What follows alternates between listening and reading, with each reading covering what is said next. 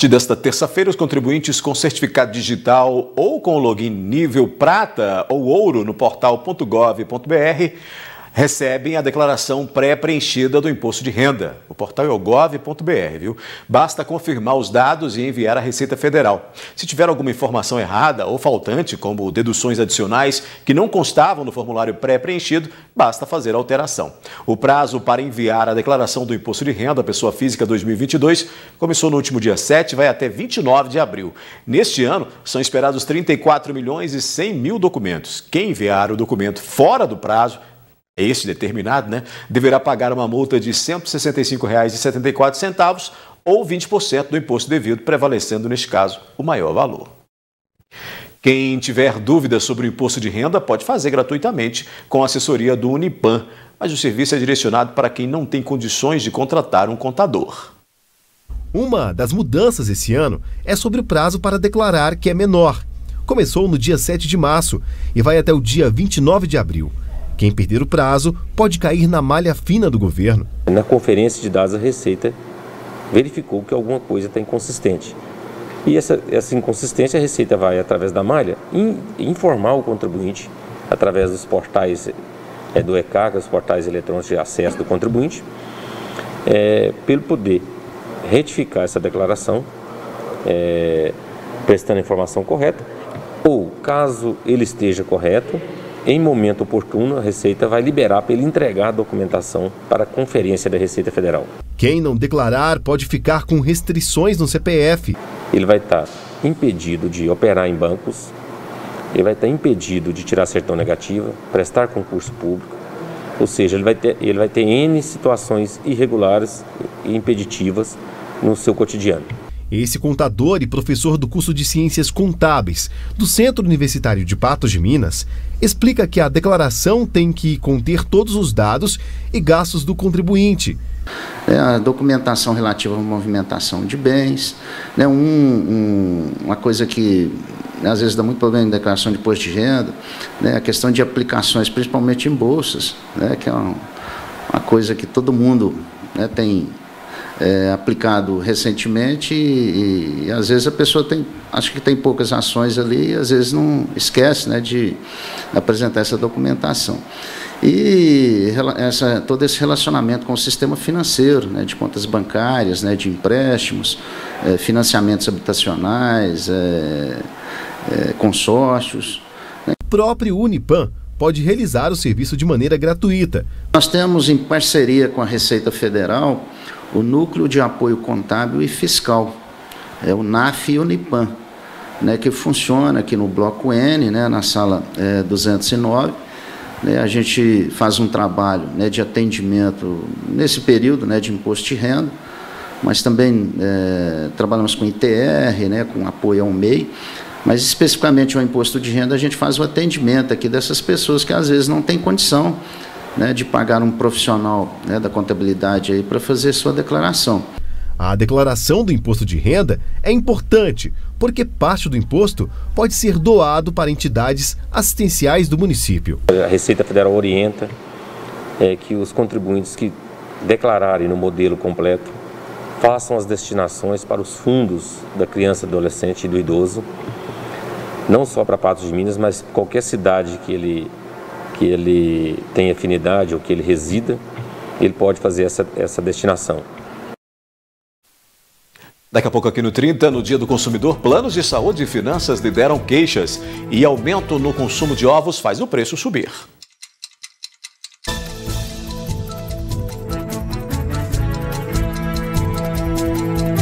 Hoje, 15 de março, é o Dia do Consumidor e as principais queixas são com relação a planos de saúde e finanças, conforme pesquisa do Instituto Brasileiro de Defesa do Consumidor, o IDEC.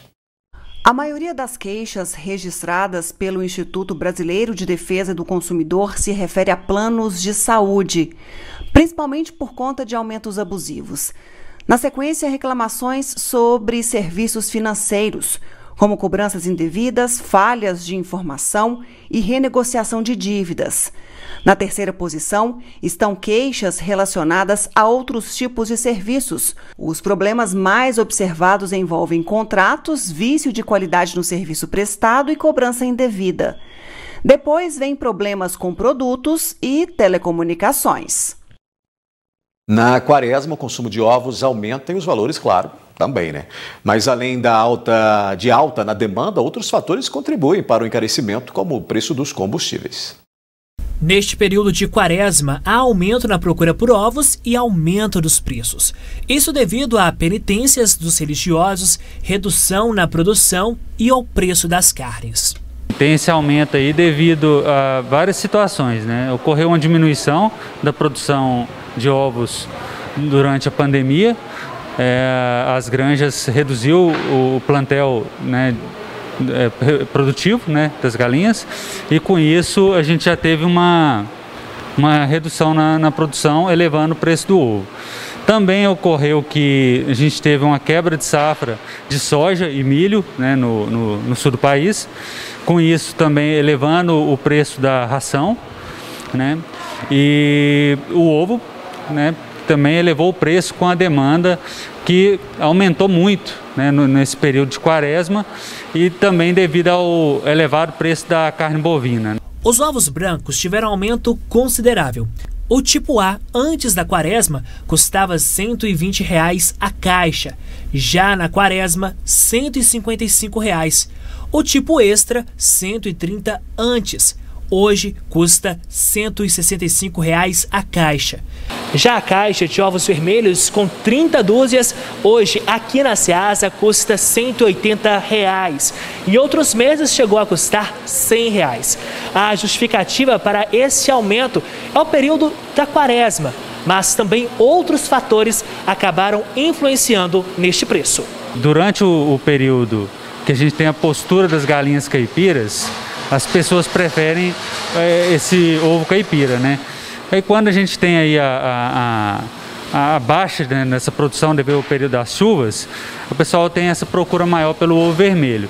E procurando essa procura aumentando, essa demanda aumentando, né, a gente não tem aí as granjas com condição de estar abastecendo o mercado, então eleva o preço do vermelho e a gente tem também a falta desse produto no mercado. Inclusive, em alguns locais de Patos de Minas pode faltar este tipo de ovo. Faltar 100% não, mas pode ocorrer de algum lugar ou outro não ter para oferecer, mas tem assim numa quantidade menor do que o branco, né? Outro fator que tem influenciado nos preços e pode impactar mesmo após a quaresma são os preços dos combustíveis e do frete. No período da quaresma a gente tem um aumento da demanda, né, dos consumidores, né? Então o pessoal reduz o consumo da carne, né, como um todo. Tem aí o diesel subindo muito, né, nos últimos meses, né? E isso acarreta diretamente na elevação do preço do produto, né? E tem subido cada vez mais, né? Daqui a pouco aqui no 30 Minutos, casos da Delta Cron, né, são confirmados no Brasil. O preço médio do gás de cozinha em Patos de Minas e as condições climáticas que encarecem frutas, legumes e verduras. O da cenoura bateu recorde, inclusive.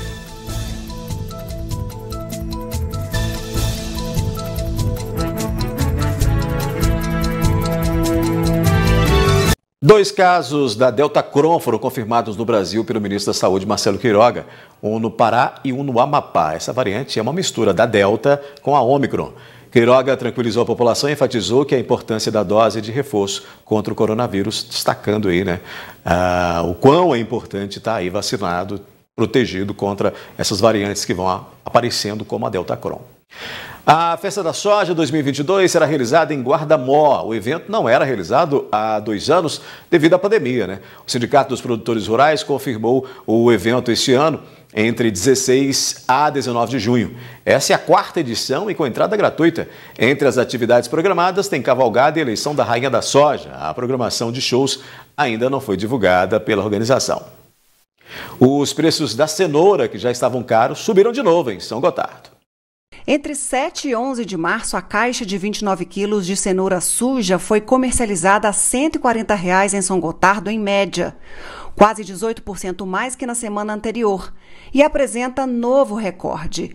A alta é reflexo das condições climáticas desfavoráveis, com chuvas em excesso, favorecendo a incidência de nematóides e mela. E para as próximas semanas, a previsão é de que os valores continuem altos, até com previsão de aumento, se as previsões de chuvas se confirmarem, porque dificulta a colheita e limita a oferta.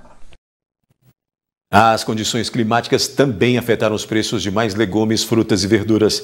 Mas há produtos que estão mais baratos. Entretanto, essa lista é pequena. Caixas cheias, algumas sendo carregadas nas mãos, outras puxadas com carrinho.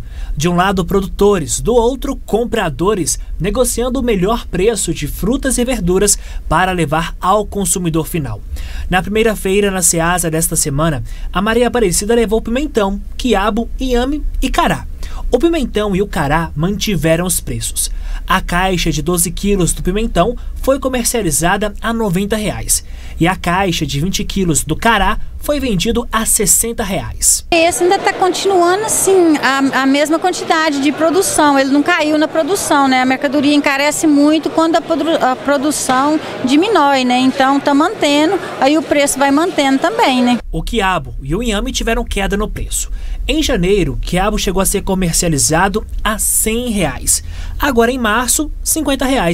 Já o inhame chegou a R$ 120. Hoje, vendido a R$ 90 a caixa. A quantidade de chuva estragou muito a produção do quiabo, a produção do inhame. A gente mesmo ficou com o inhame lá dentro da água, a quase 1 metro de altura da água, tampando o inhame, quase uns 30 dias. Então, aí atrapalhou na colheita, né? E o quiabo também, a gente que planta na beira do córrego, a enchente acabou com a mercadoria e ninguém estava colhendo e ele subiu porque a produção era pouca. O Edinho levou para venda batata doce a R$ 40, mesmo preço dos últimos meses. Tá um preço que dá para ser vendido, mas a chuva afetou bastante, né, na produção. Então atrasou por causa que ficou 2 meses chovendo e não tinha sol, então a produção atrasa. Aí sem ter a luz solar, o trem não vem, né? O preço da abóbora cabotiá teve aumento de 100%, saindo de R$ 50 para R$ 100. E o tomate comum foi comercializado a R$ 150. Em queda gradativa, hoje foi vendido também a R$ 100.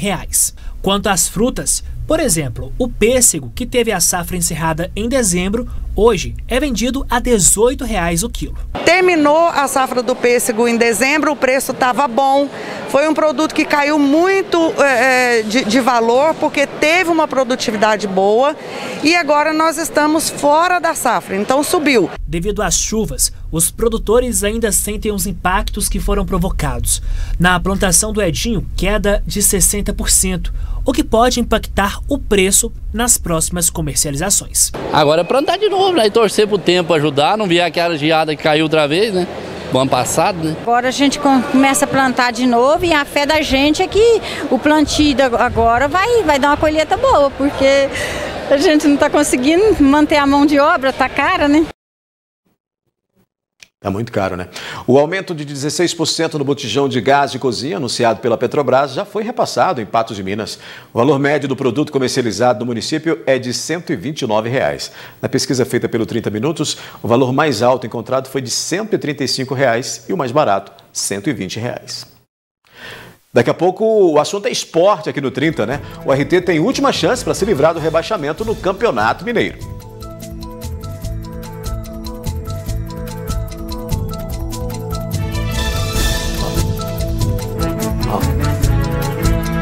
Vamos falar de futebol agora aqui no 30. O RT faz as contas para se livrar do rebaixamento. Com apenas um jogo ganho em 10 partidas, está na vice-lanterna, né? Na última partida dessa fase do Mineiro, no próximo sábado precisa vencer e depende de outros resultados para poder não cair para a segunda divisão.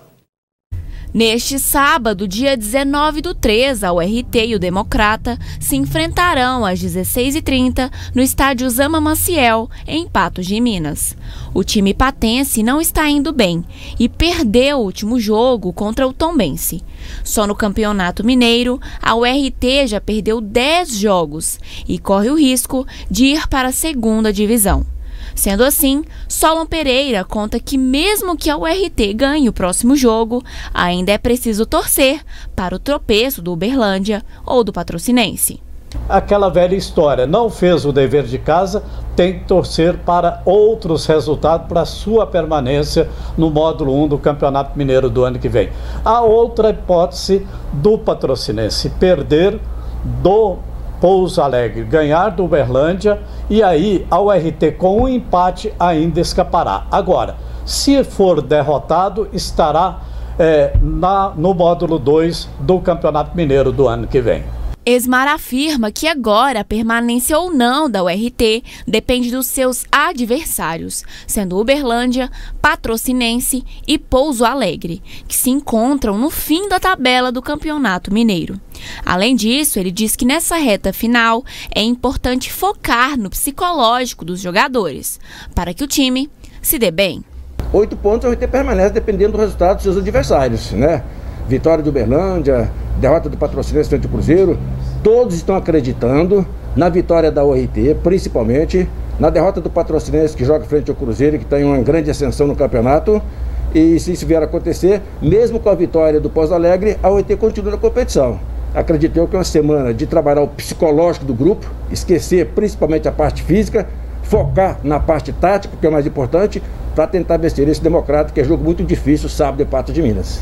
Fausto Mundim relembra o desempenho da URT contra o Avaí e o Atlético Mineiro e questiona como que o mesmo time tem se desempenhado tão mal.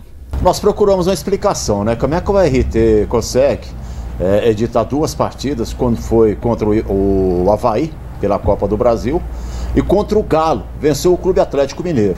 Em outras partidas, a URT não conseguiu editar o mesmo futebol que a gente viu contra o Avaí e contra o Galo. Venceu o Galo, poderia sim ter passado para a fase na Copa do Brasil. Então, eis aí o meu questionamento. Como que foi realmente essas 2 partidas bem feitas pela URT e não conseguiu editar a mesma evolução com outros jogos pelo Campeonato Mineiro? Além disso, ele conta que é possível que a URT consiga não ser rebaixada. A matemática é o seguinte, quando a gente passa a depender de outros resultados, é muito complicado, a gente sabe, a gente que mexe com futebol, é muito complicado. A gente tem que vencer, fazer o dever de casa e olhar os resultados de outros jogos. Quer dizer, é um olho aqui e um olho no gato. Tá certo? Vamos acompanhar, mas a possibilidade sim, né? O futebol realmente, ele sempre pega a gente igual uma caixinha de surpresa.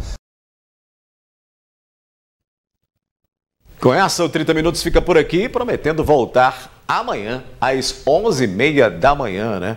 Agora quem chega é Gui Boaventura para mais uma jornada de muita informação, né, aí para você nessa tarde de terça-feira. Olá, Gui, boa tarde. Olá, Odair, boa tarde, tudo bem? Tudo bem, tudo certo. Tudo certinho? Tudo tranquilo, GGSS. GGSS. É. Ótimo. Ô Gui, sim. Hoje tem América de novo pela Libertadores. Pois jogo de volta foi 0-0 e agora vai tentar lá fora. E o jogo é lá fora. A gente comentou aqui que o jogo era aqui, né? O primeiro foi aqui, né? Mas aí o jogo de volta é lá em Guayaquil. É lá. Aí o bicho vai pegar, né? Não é fácil não. E o América vai mais uma vez viver perigosamente lá em Guayaquil. Desafio, né? Porque na primeira classificação, na primeira fase ali, foi também assim, né? Chegou lá fora, tomou gol. Só que ele perdeu a primeira aqui. Perdeu a primeira, que foi mais difícil ainda. Né? Ganhou a segunda. Agora ele empatou, parece que está melhorando. Tomara que seja assim, né? Passe nessa, ganha outra. Na terceira ele ganha a outra aqui para ficar mais fácil lá fora. Nesse sofrimento aí não é fácil não, hein? Se perder, vai para disputar apenas a classificação para a Sul-Americana. Se ganhar, vai para a próxima fase, embolsa mais uma grana aí, né, na Libertadores, e tomara que passe realmente. E precisa, né? Precisa. Isso até porque caiu no Mineiro, né? A premiação caiu na classificação do Mineiro. E não vai para a final no Mineiro. Não vai para o quadrangular final no Mineiro. Então, justamente caiu para a Uberlândia, né?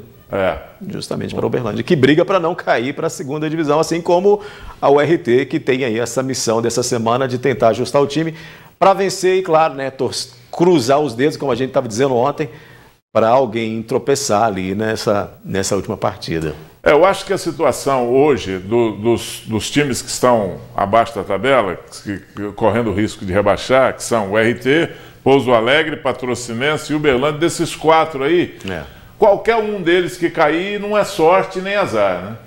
Faltou competência. Faltou competência, é verdade. E todos eles podem se classificar ou todos eles podem cair. Porque desses 4, 2 caem. Nós temos a URT com 7 pontos, o Pouso Alegre com 6, o RT e Patrocinense com 7, e Uberlândia com 7 também. 7 pontos. 9 pontos. Não, o Uberlândia tem 7. Não, 9 pontos. 9 pontos tem o Uberlândia. Uberlândia, o Uberlândia tem 9 pontos. O RT que tem 7. O RT que tem 7. O RT e Patrocinense tem 7. Só pode chegar a 10, né? Então, é o seguinte, por que o Pouso Alegre pode se classificar ainda, sair do rebaixamento? Porque ele pode chegar a 9, se ele ganhar do Uberlândia. Né?